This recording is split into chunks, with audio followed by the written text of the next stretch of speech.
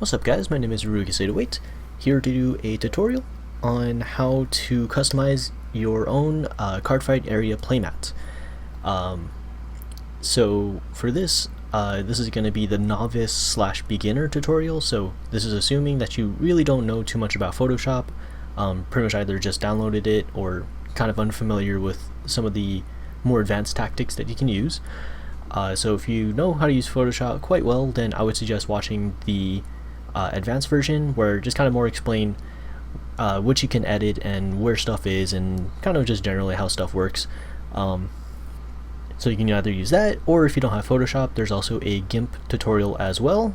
Just be aware though that the Gimp tutorial is much more basic, just because Gimp doesn't have as many features as Photoshop does. So with that, we'll get started. So first thing off, we have the file. So you open Photoshop, here's the file. We'll start from here. Make sure that you have the layers tab. So if you don't have that, it's going to be window and then layers. And then we'll go into more detail about what these are and how to edit them, and more stuff like that. Before we start that though as well, we're just going to also have some other stuff selected and checked. So I would suggest to bring up the ruler. So you can either press Control R, which will bring up the ruler here. If you're using Macs, it should be the Mac button and R. You can also enable this without a shortcut by going into View and then selecting Rulers. And then also we're going to hit Control H. Again, for Macs, it's going to be the Apple key and H. And for Mac users going forward, we're just going to go with, every time I say Control, that implies the Apple key. So, and just like with the rulers, you can also enable this without using the shortcut by going into View and Extras. And if you're not still seeing the guides over here, then from View, go into Show, and then select Guides. So that will help you when you're going through here. So this is mainly for when you're going into some more of the images here. It'll help you determine where you are within the playmat. So main ones we have is just the corners over here. More importantly though, we have the midway mark showing that where your opponent's playmat is and where your playmat is. So with that, we have everything starting off, so let's get started. It's also suggested as well, for when you have the select tool here, make sure that you have auto select and show transform controls, and then also this is checked to layers. I would highly suggest this since it does make things easier, because if not, then anytime you want to edit this, then you're gonna have to press Control T or transform, as opposed to here it's already ready to be resized or rotated around.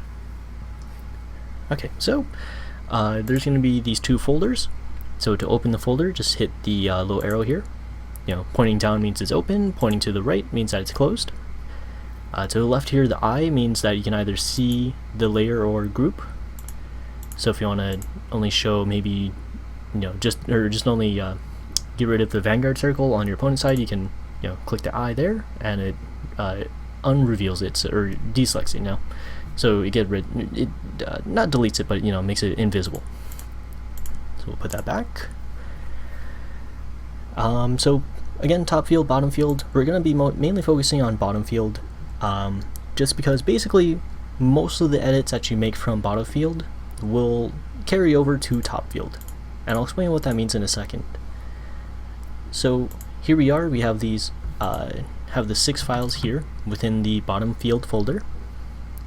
So starting off from the top, we have our vanguard circle, the rearguard circle, the guard zone, damage zone, deck, and drop. Starting off from the top again, we'll go from vanguard circle. So if you right click, you'll see this edit contents button. So if you click on that, you'll see that this is pretty much the vanguard circle as it was originally. So it's a little different from how it is over here. So I'll explain what this is. So when you right click, this means that this edit contents, that means it's what's called a smart object. You can notice this when you drag in a file from your folder onto Photoshop. it'll kind of have this little symbol down here in the bottom right. Just in case as well, I'm using Photoshop CS6, so this might be a little different for you if you're using an older format, or if in the future they get rid of or redesign Photoshop in general. But I'm pretty sure as of CC or Creative Cloud 2017, this has been pretty much the same. Again, moving forward, so this is a smart object, so what that means is that there's pretty much a file within the file. So for here, there's like, if you wanted to redesign this, so let's say we're gonna, we're gonna make a new file or a new folder, or new file here. So let's say you wanted to do that. Yeah, that looks good. So we're gonna save. So Control S, go back over, and you can see it changes over here. And what I was talking about before as well. So whatever changes you make to either of the Vanguard circles will also transfer over to the other one. So our edit changed both of the file or both of the Vanguard circles. So again, this is kind of like the power of smart objects. So then you can make changes to the file without really changing the file. There's some situations where this actually is a benefit, and some situations where it's not very much of a benefit.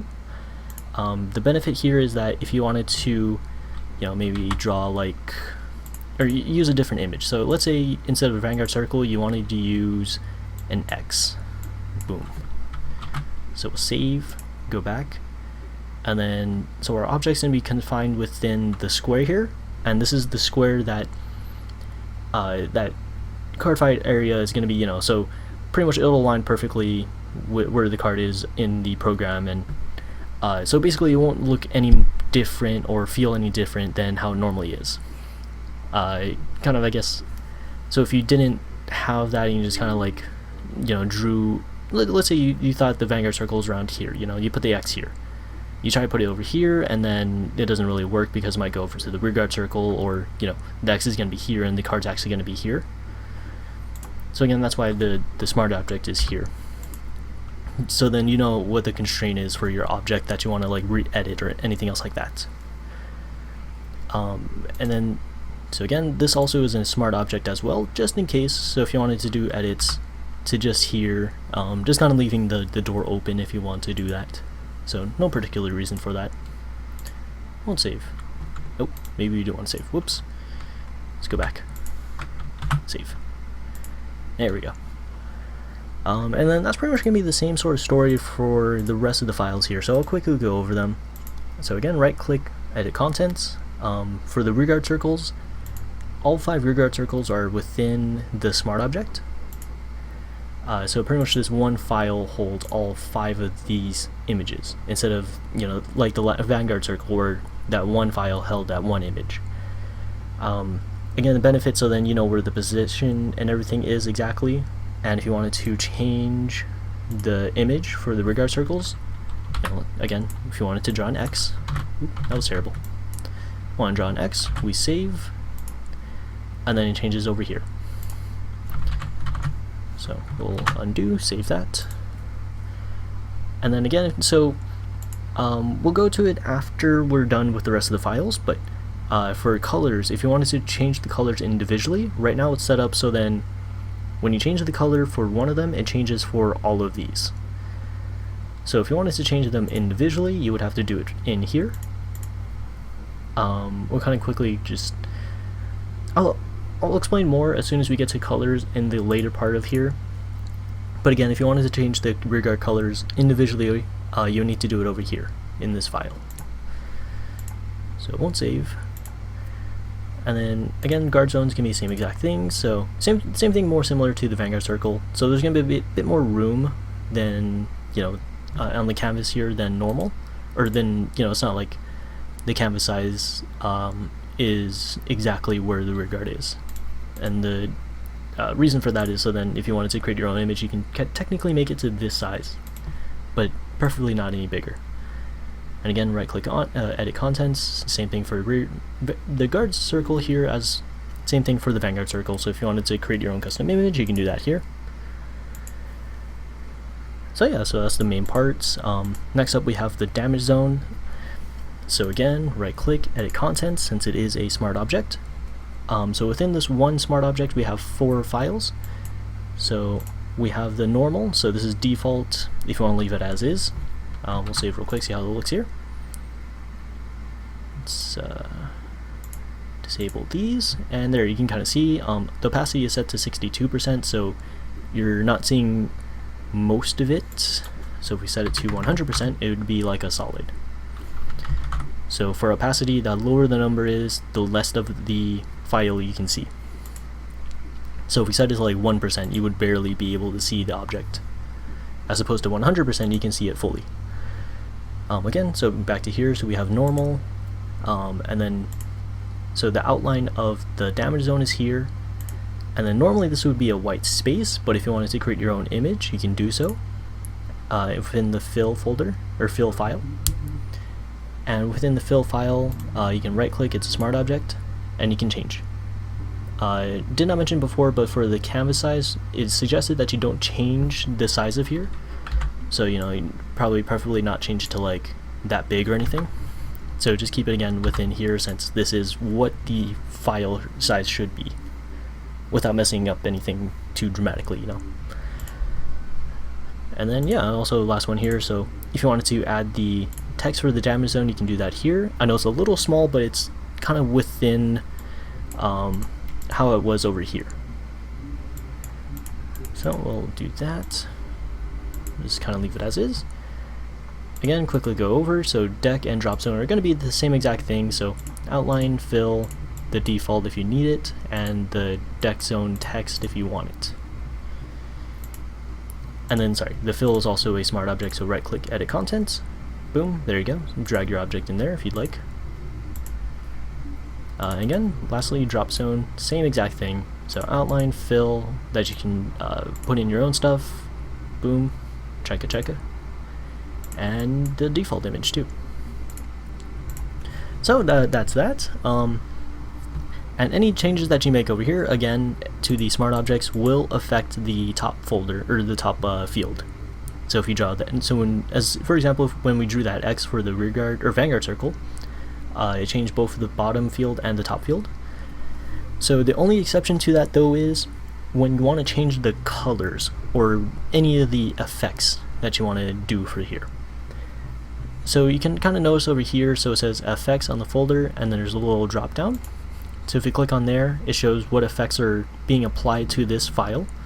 So this is the main reason why we have everything within a smart object. Just so then, kind of like a better example would be the rearguard circle. So our effect pretty much changes all 5 of these circles all at once. So it creates, it's a lot easier to do, since again you don't need to apply the same effect 5 times.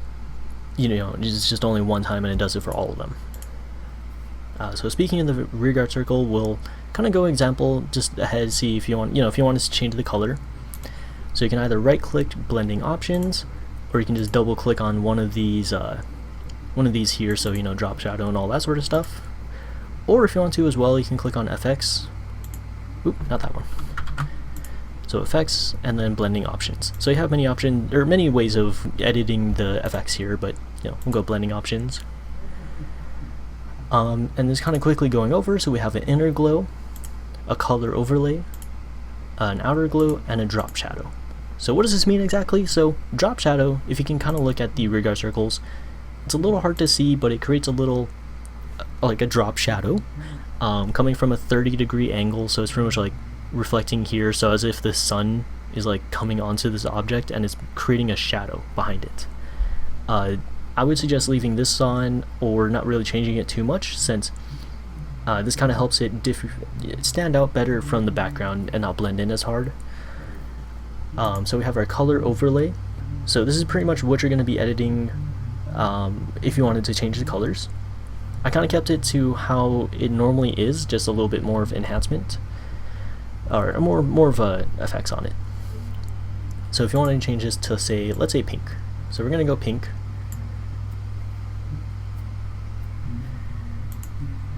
So for the color overlay, you want to keep it as a really light color of what you want. So kind of like towards the white area. If you want to do like blue, it's really a really light color. And then for inner glow, this is going to be pretty much like the darkest part of your color.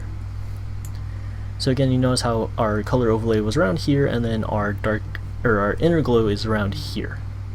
So again, you want to kind of keep this whatever color that you're wanting to kind of be on the darker side, but not too dark, but you know, fairly dark. And then lastly, we have outer glow. So outer glow, you can kind of keep it to kind of like an in-between. So this is either an in-between or the same color as the outer inner glow. So I suggested that you kind of keep it to a lighter in-between of the two. So again, our color overlay was over here, our inner glow was around here, and then our outer glow is around somewhere around here. So kind of keep it around there, and then it should look like this. So kind of break down real quickly of what this means. So color overlay, so basically it's just you're changing the color overall of the image. So you know, it's completely now all pink, for example. And then we have our inner glow, so it's pretty much like what's happening within the image itself. So it's creating a little pink, darker pink effect inside of the layer. I know it's a little hard to see, but it definitely pops out more when you have all the other effects happening. And then lastly, we have outer glow. So outer glow is it's pretty much outside of the layer, kind of like a stroke, but kind of more subtle and a lot more less opacity and not as visible. So combined with these all together, it creates this image which looks quite nice. I personally prefer it, but if you wanted to change it up, you're welcome to always just kind of mess around with the settings here and see what works, honestly. And then like I mentioned before, for rearguard circles, if you wanted to change the colors, you would need to do so by right clicking, edit contents, and you know, doing the blending options and all that for each rearguard circle you want to change colors to. So that, and then so like I mentioned before, and as you can see here, so our colors that we put for the rearguards does not affect the colors for the rearguards up here.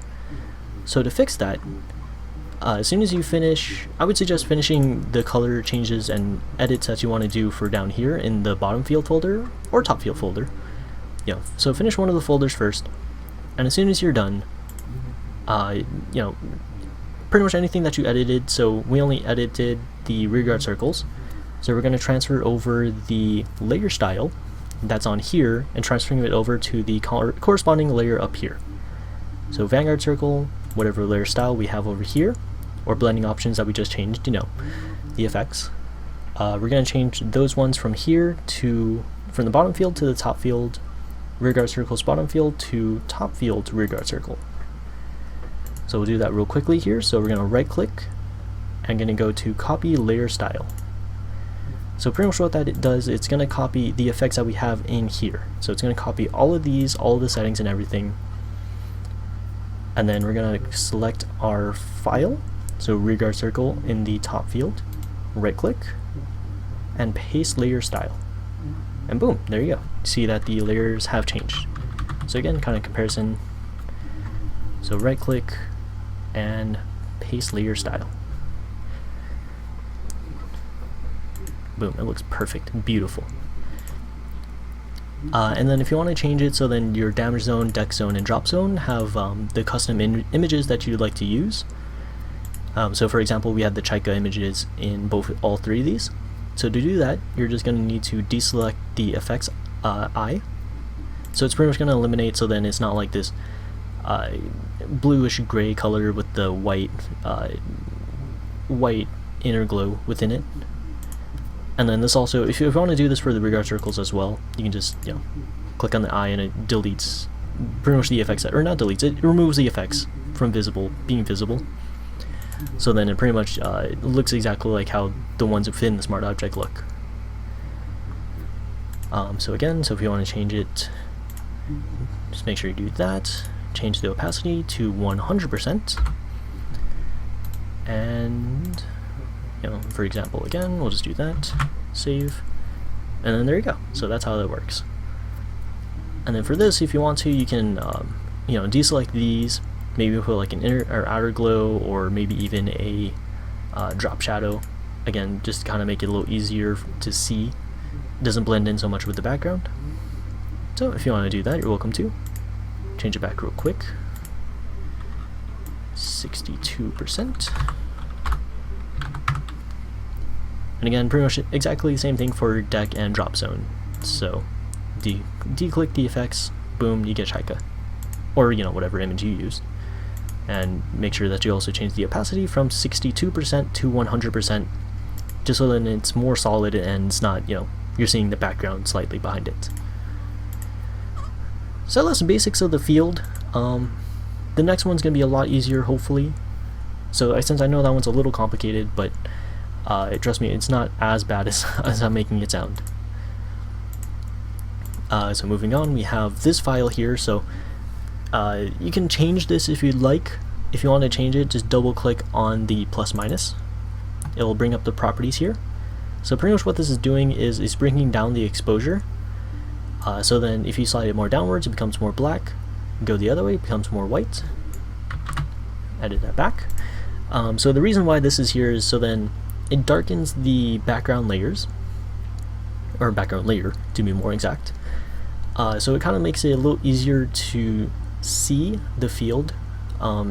Since if we deselect, you know, it kind of like blends in really easily. You can use some effects, you know, some drop shadows and all that sort of stuff to make it not as doesn't blend in as much, which you can do. Again, it's not you know, wrong, but I just prefer it this way. So then it's a little more streamlined, and don't really need to worry about like, oh, does this background, do I need to change the colors for this rear guard circle because it blends in with this background? And because I've had that happen before, and it takes quite a bit of time.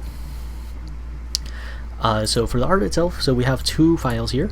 So first one being half and half. So the bottom one is going to be the same thing as the top, but you know, bottom is gonna have your image facing towards you, and then opponent's gonna have their image facing towards them as if it was two playmats. And then the second one here we have is the full art. So kind of breaks the illusion of like if you're playing a real game, but more like playing a, you know, an actual computer game, for example. So it's not really playmats, it's just more of a background image. So you can do either or. I prefer full art, but that's just me. Again, both of these are smart objects, so you can right click, edit contents. So we'll do half and half here as an example. So just exactly like top field, bottom field. So top art, if you change anything within here, it will change for bottom art, and vice versa. Bottom art changes top art. And again, both of these are going to be smart objects. So we can right click, edit contents. And, you know, we'll bring an example here. So let's say you want to change it from this image. We're going to choose something that's really happy. You know, it's something that makes me happy on the inside. We're going to go with her. You know, from I forget the name of this anime. I'm pretty sure it was a pretty happy anime though. I only watched like the first 5 or so episodes, but it's cool. You know, Nagisa's gonna live. Nothing's bad ever gonna happen. It's all good. You know, it's all good. It's all good. Anyway, so to transfer over the image, you know, you can either, like I did, I imported this earlier into Photoshop, but you can just pick any image that you have saved or copied over and just drag it onto here. So I guess from your folder you would just drag the image onto here.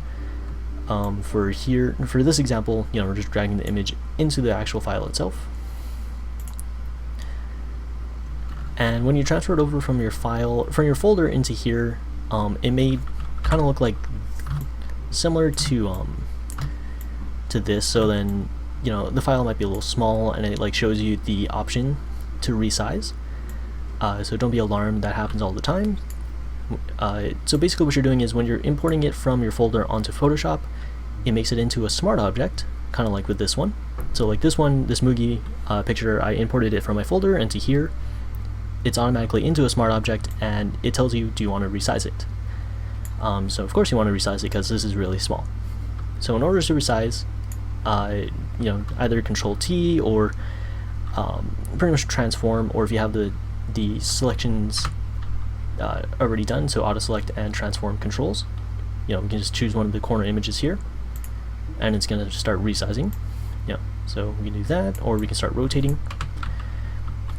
So my suggestion though is when you're doing this, hold the corner and hold Shift. So holding Shift means that you're constraining the image or resizing the image, but you're also keeping the proportions. So you're not, you know, so this one basically like this, you're resizing the image so it actually fits on here, but you're also not making it look really weird. Something like this, for example. If we kept it as this, that looks, it looks like flattened. That you squished it too much. So again, if you hold Shift and you're holding one of the corners down while you're doing it, holding Shift and holding the corner and resizing it. That's very important, because the second you let go of Shift, then you can do this. But since I'm holding Shift, it constrains the image. So we're gonna resize it. Boom. As soon as you have your placement and everything down, hit Enter. Or you can also hit the check mark as well. Or if you need to cancel, you can either hit Control, or again, back in over here, you can hit the cancel. And then boom. So we have our image, we're gonna save, Control S, go back, and we can see that both of these images have changed. So if you want to also change the image for your image and have it separate from the top image, you can do so by pretty much right-clicking new and selecting new smart object via copy, getting rid of the old one, and then pretty much doing the same thing. So edit contents, let's say we want to change it back to Mugi, so we're going to save and then go back, and then we can see that our new smart object is separate from the top, the other smart object. So again, that's if you want to create both of the arts be different. Sorry, so we'll go back. Again, I'm sure she'll be fine. She'll get the guy, it'll be fine. It's all good. If you've never seen this anime, you're probably really confused, and I'm sorry about that. So we'll save. And then there, we can see how it looks over here. Looks perfect, looks nice. And then I guess real quickly we'll go over the image over here. So for full art, right click again, edit contents. And this is where the guides come in handy, so then this is the bottom part of the field and top part of the field, so if it matters, if you want to maybe do like that or like that, something like that, when you're resizing it, you can keep that in mind. I did not mention this before in the last one, but this is going to be more apparent in this one. Go back real quickly. So when you're choosing an image, you got to make sure that it's within the canvas size. So you can check that by holding Control Alt I. So this is pretty much what the canvas size is, essentially. You can also hold Control Alt C, and it'll pretty much give you the same exact sort of look here, so you can see the width of the canvas and the height. We'll go to image since I like that better. So basically your image needs to at least be 607 pixels by 360 pixels. So it needs to be within that size. If not, then you're upscaling the image, and then it looks pixelated and kind of blurry and doesn't look as good. So that's mainly important for when you get to the full-size field, because the full-size field is still 607 pixels, but it's 719 pixels high. So most of the times you're going to be using images from a 720 by 1280 or 1280 by 720 wallpapers, since again you need to at least hit the 719 image or height. So again, I have an image prepared. So I don't know who this is. She's cool. I'm sure she's alive and healthy and not dead. I remember her. She's cool. Again, if you know what these animes are, I'm so sorry. So again, we imported our image. We have Menma looking nice and happy and healthy and not dying. We're going to hit Control S. And you can see the image changed over here as well. So, and again, if you want to do any edits and stuff like that, you're welcome to do so. Be free, don't need to follow what I'm doing exactly. You can do your own thing. So we'll go back, and that's pretty much it. So last thing we have here is the backups folder. So it's locked, so if you want to unlock it, just hit the little lock icon here.